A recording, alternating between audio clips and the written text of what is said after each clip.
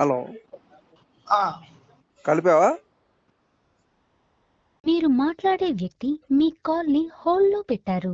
దయచేసి లైన్ లో వేచి ఉండండి. आपका कॉल होल्ड पर है, लाइन पर बने रहें या कुछ देर बाद कोशिश करें। The person you are speaking with has put your call on hold. Please stay on the line. మీరు మాట్లాడే వ్యక్తి వందనాలండి. హలో సార్ వందనాలండి. పాస్టర్ గారు ప్రైజ్ లేడండి. స్టీఫెన్ పాల్ అయ్య గారు ఉన్నారు, మాట్లాడుతున్నారు. అయ్యా ప్రైజ్ లాడ్ అయ్య గారు. సార్ చెప్పండి. బాగున్నారా? ఏం లేదు సార్, నేను మాది విజయవాడ పరమలంకండి. సార్ చెప్పండి. నేనేంటంటే ఇక మన వాళ్ళంతా ఒక టీం చేద్దాము, పోరాటం చేద్దామనే ఆలోచనతో ఫోన్ చేశానండి. మన వాళ్ళు కొంతమంది టీం అయ్యాం మేము. రంజిత్ వఫర్ గారు కానివ్వండి, ప్రవీణ్ పగడాల్ గారు, పోతే మన విజయ ఫాస్ట్ గారు, మేమంతా కలిసి ఫాస్టర్స్ ఫెలోషిప్ పెడుతున్నాం. చెప్పండి.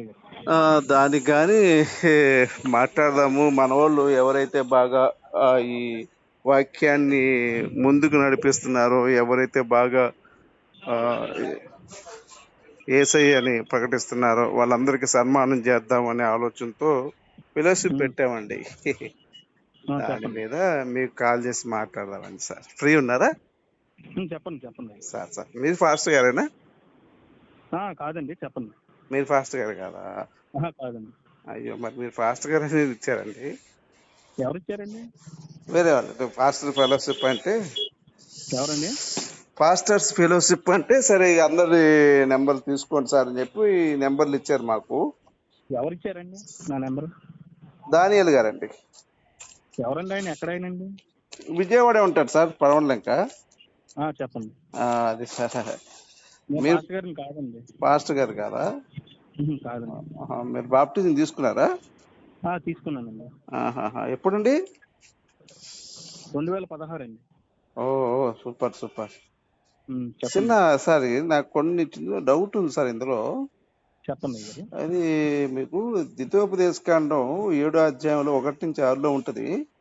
నీవు స్వాధీనం చేసుకున్న ప్రదేశంలో అందరిని చంపండి, వారి పిల్లలు మీదకి ఇవ్వద్దు, మీ పిల్లలు వాళ్ళకి చేసుకోకూడదు అంటారు యెహోవా దేవుడు.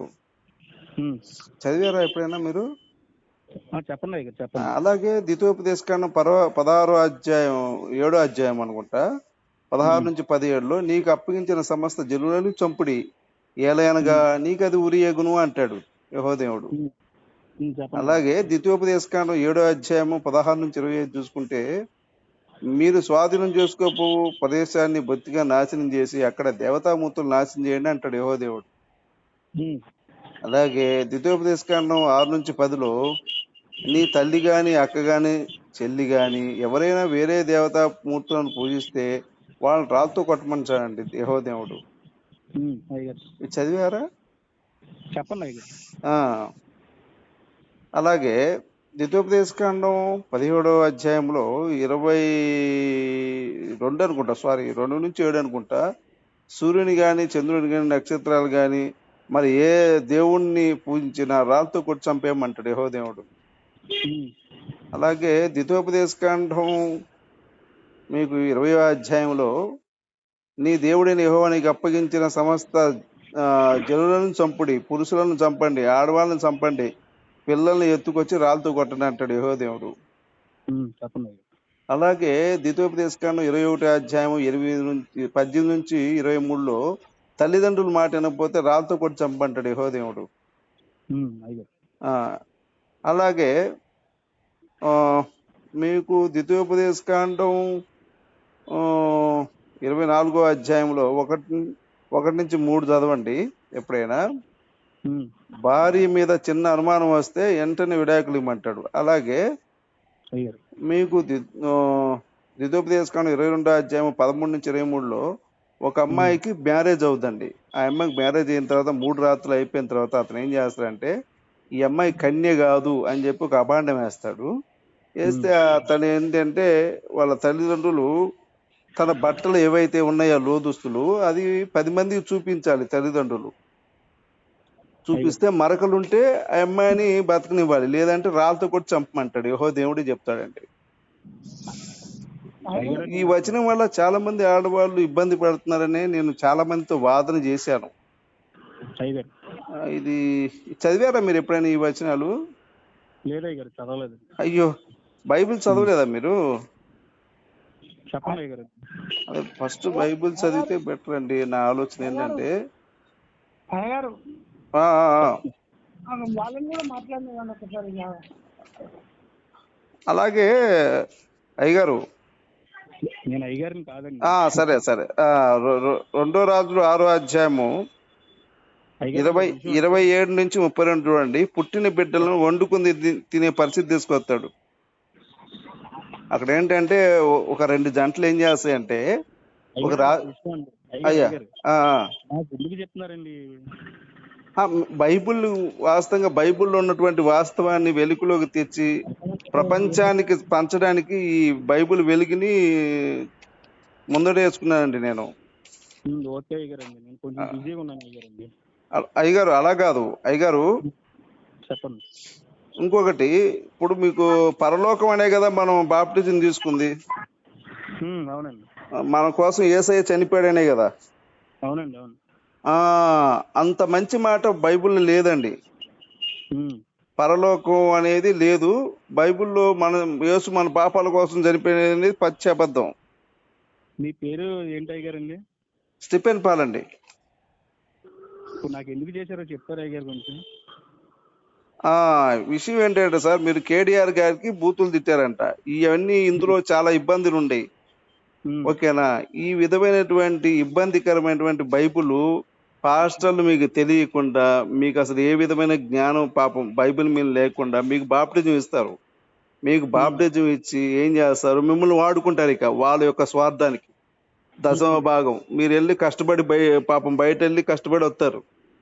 అదంతా పాస్టర్కి దశమ భాగం రూపంలో ఇస్తాడు. మిమ్మల్ని మీలాంటి వాళ్ళు ఒక 50 మందిని మారిస్తే అతను జీవితం హ్యాపీగా గడిచిపోయింది. వాడు కొడుకు, వాడు మనవడు, మునిమనుడు హ్యాపీగా బతుకుతారు. నేను ఇంత ముందు పాస్టర్ అండి, నేను చర్చి మూసేసా. ఒక విషయం వినండి అయ్యగారు. కేటీఆర్ గారికి ఫోన్ చేసి మాట్లాడానండి. ఆయనతో మాట్లాడానండి. అయితే నేను ఈ విషయం చెప్తా వినండి తమ్ముడు. ఆయనకి క్షమాపణ కూడా చెప్పానండి నేను. చెప్పావా? Okay okay.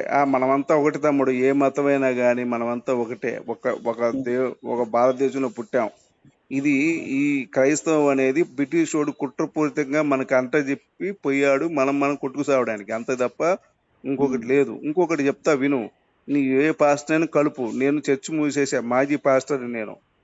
మన కోసం దేవుడు చనిపోయాడు అంటే నేను 10 లక్షలు ఇస్తా. 10 లక్షలు నేను ఇస్తా, చెక్ ఇస్తా. ఫస్ట్ నీ చేతిలో పెట్టుకో. ఎవడైనా కానీ, ఏ పాస్టర్ అయినా కానీ మనుషుల కోసం యేసు చనిపోయాడనే వచనం నాకు చూపించమనండి. అలాగే పరలోకం ఎంతమంది వెళ్ళారో నిరూపించమనండి. యెహోవా ఎక్కడ కూడా యేసు అనేవాడిని మన కోసం చంపేస్తాననేది ఎక్కడ చెప్పలేదండి.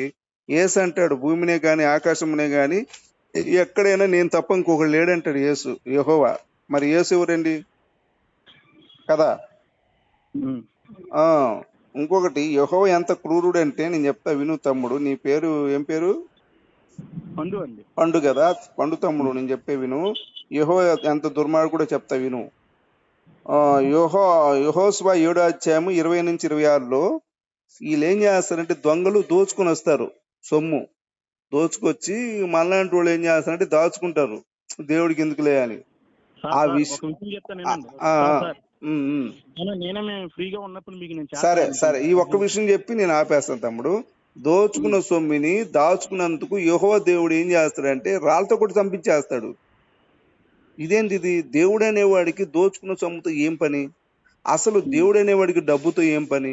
ఇంకొకటి, ఆడవాళ్ళను కూడా 32 మంది ఆడవాళ్ళని, కన్ని పిల్లల్ని అతను దశంభాగం కింద తీసుకుంటాడు యెహోవా. ఏం చేసుకుంటాడు? ఇదంతా కూడా ఏ పాస్టర్ చెప్పడండి. పాస్టర్లు మనల్ని నాశనం చేయడానికి మనకు బాప్టిజం ఇచ్చి మనల్ని ముందుకు దోసి వాడు వెనక్కుంటాడు, మనం కొట్టుకుసేస్తాం. వాళ్ళ పాస్టర్ మాట్లాడితే బాగుంటది కదా. వాళ్ళ పాస్టర్ ఉన్నాడా తమ్ముడు? మీ పాస్టర్ ఎవరైనా? సార్ నేను మళ్ళీ చేస్తానండి, కొంచెం నేను పనిలో ఉన్నాను. నేనే ఫ్రీ అయ్యాక నేను ఏ చేస్తాను. టైం చేస్తావమ్మా నీ ఇష్టం, నువ్వు ఏ టైం పర్వాలేదు, నీవు ఏ పాస్టర్ నేను తెచ్చుకున్నా చేస్తానండి. బాధలేదు. నేను ఫోన్ ఫ్రీ అయ్యాక మీతో నేను మాట్లాడతాను. ఓకే ఓకే, నువ్వు క్షమాపణ చెప్పావు కాబట్టి ఇంకా దాని గురించి ఏం లేదు, ఇష్యూ లేదు. ఏదైనా పాస్టర్ ఉంటే మనం మాట్లాడడానికి నేను 24 hours into 7 రెడీగా ఉంటా. ఓకేనండి, ఓకే. ఆయనకి ఇందాక చేసి నేను మాట్లాడాను కేడిఆర్ గారికి, నేను చెప్పాను. ఆ, ఆ, ఆ, ఆ. ఆయన కూడా ఓకే తమ్ముడు అని చెప్పారండి, మంచిగా రెస్పెక్ట్ ఇచ్చి మాట్లాడారు ఆయన కూడా. అంతే తమ్ముడు, ఈ పాషాణ మతాలకి మనం కొట్టుకోవాల్సిన అవసరం లేదు. ఓకేనా? సరే అండి, ఉంటానండి. సరే, ఏ పాస్టర్ అయినా సరే నువ్వు ఎప్పుడు ఫోన్ చేసినా మేము రెడీగా ఉంటాం. ఓకేనా? సరే అండి. రైట్. Hello sir. అంతే కాదు గారు, ఇది మొత్తం నోట్ల మొత్తం నోట్లోనే పెట్టుకురా ఇది. అంతే మన దెబ్బ అంటే. కిల్లి వేసినట్టు మొత్తం కిల్లి డబ్బులు వచ్చేసి. ఇతను కేటీఆర్ గారికి ఫోన్ చేసి బెదిరించాడు. బెదిరిస్తే అతని నెంబర్ నా పెట్టు సార్ అని చెప్పి నేను ఫోన్ చేస్తే పెట్టాడు కేటీఆర్ గారు ఇప్పుడే. అందుకని చెప్పి మాట్లాడాము. ఇక క్షమాపణ చెప్పినాక ఇష్యూ లేదు. ఎందుకు మనం వీళ్ళకి తెలియదు సార్, పాపం బైబిల్. అదే అమాయకులే సార్, వీళ్ళ అమాయకులు. గొర్రెలైనాక వాళ్ళు ఇంటలేరు. నేనేం చెప్పాను, వీళ్ళని తోసి వాళ్ళు ఇంట్లో కూర్చొని హ్యాపీగా బతుకుతారు, వీళ్ళని బలి పశువులు చేస్తారు. పాతకాలం నాటి దొరలు అంతే అంటే అంతే అంతే. వీళ్ళకి జ్ఞానోదయం చేస్తే వీళ్ళు వాళ్ళ మీద తిరగబడతారు, వాళ్ళు గుంటు కొక్కిచ్చి ఊరు నుంచి తరుపుతారు. వాళ్ళు వీళ్ళంతా కలిసి పాస్టర్లు గుద్దబాలు కొడితే గాని పాస్టర్లు. మన కేడిఆర్ అన్నది ఋషి సేన ఛానల్ నెంబర్ పంపారా? నేను పంపిస్తాను. ఏమైనా పాట రిలీజ్ చేస్తే నాకు పంపించండి. పాట చూసి మనది ఇప్పుడు నేను చూడలేదు, ఒకసారి నేను చూస్తాను. అయ్యో ఏం సారు, ఇప్పుడే చూస్తా. హాస్టల్లో మీదనే వాడిన పాట. Okay okay, right. చూసి కామెంట్ చేయండి యూట్యూబ్ లో. Okay okay okay. ఉందా మీకు లింక్ పంపించాలన్నా? ఉందా? పంపించు ఒకసారి, నేను చూస్తా. ఓకే.